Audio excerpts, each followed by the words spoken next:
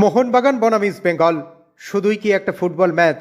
না, এটা বাঙালির হৃদয়ের স্পন্দন, উৎসব, সংস্কৃতি।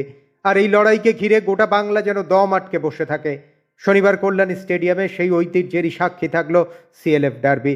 গ্যালারির এক কোণে দেখা গেল সাদা কাঁচা গায়ে এক সমর্থককে, তার চোখে জলের রেশ।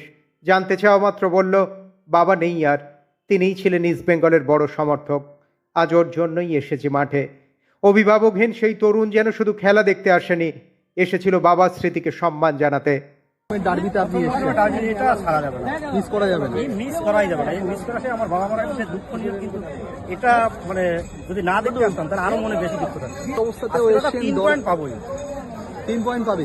মানে অনেক দিনের পাথর একটা বুকে আছে যে মোহনবাগানের কাছে আমরা হাত মানে জিততে পারছি না, কিন্তু আজকে 3 পয়েন্ট পাবো।